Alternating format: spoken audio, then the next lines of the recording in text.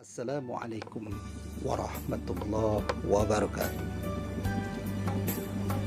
Alhamdulillah wassalatu wassalamu ala asrafil anbiya wal mursalin Sayyidina Muhammad sallallahu alaihi wasallam.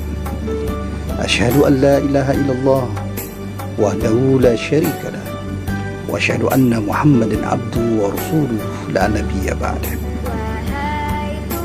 Hadirin hadirat jamaah yang dimuliakan Allah Subhanahu wa taala.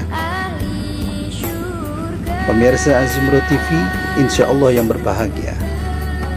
Pada kesempatan yang mulia ini, pagi hari yang begitu indah dan cerah, semoga hari kita penuh dengan barokah lindungan Allah Subhanahu wa taala. Melanjuti daripada kajian kitab yang kemarin tentang waktu-waktu doa yang istajabah oleh Allah Subhanahu wa taala.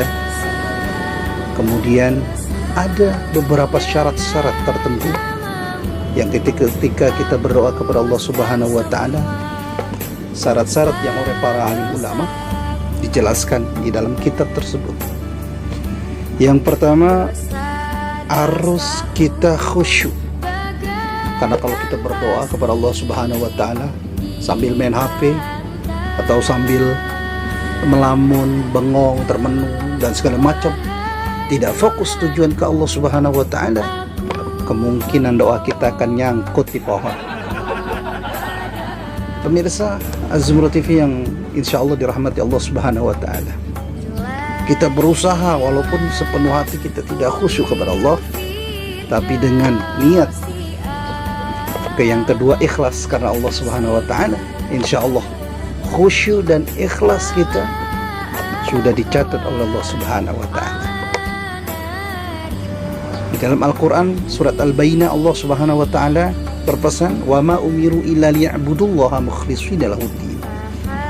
Padahal mereka hanya diperintah untuk menyembah Allah Subhanahu wa taala. Jadi ketika kita berdoa kepada Allah, usahakan tidak ada selain Allah yang kita sembah dan kita pinta, karena itu modal dasar kita. Tidak ada doa satupun yang diijabah oleh Allah Subhanahu wa taala tapi di dalam hatinya masih ada kecenderungan selain Allah Subhanahu wa taala, berarti kita sudah melenceng daripada ajaran Allah, yaitu agama kita Al-Islam yang juru selamat kebahagiaan. Dan Rasulullah sallallahu alaihi wasallam pun mengajarkan kita untuk senantiasa berbuat baik, berdoa, beribadah kepada Allah Subhanahu wa taala. Yang ketiga adalah suci. Syaratnya berdoa kepada Allah, kita harus suci dengan berwudu dulu. Kalau memang kita beradas kecil, kita beradas besar, kita mandi besar atau mandi wajib, baru kita berwudu.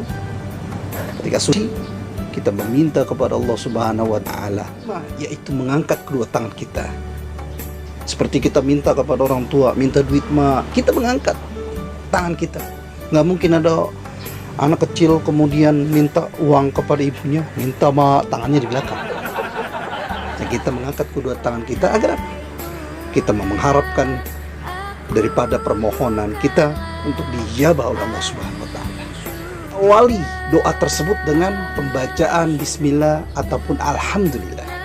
Alhamdulillah, kita muji-muji Allah Subhanahu wa taala dulu, baru kita meminta. Jangan terbalik. Kita minta terus kepada Allah, tapi kita nggak pernah memuji Allah Subhanahu wa taala. Kan di dalam Al-Qur'an surat Al-Fatihah dijelaskan, iyyaka na'budu wa iyyaka nasta'in. Menyembah kepadamu, kemudian baru meminta.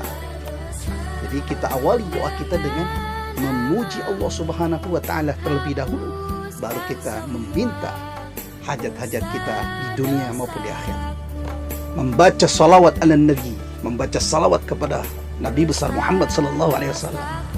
300 tahun lamanya kurang lebih para alim ulama mentafsirkan bahwasanya Nabi Allah Adam alaihi salatu wassalam selama itu bertobat, membaca istighfar kepada Allah, namun tidak dikadung diijabah oleh Allah Subhanahu wa taala. Tapi dengan sekali bersalawat kepada Nabi, doa tersebut oleh Allah Subhanahu wa taala diijabah dan diampuni Nabiullah Adam alaihi salatu wassalam atas dosanya yang lalu. Jadi kita akan sambung lain waktu.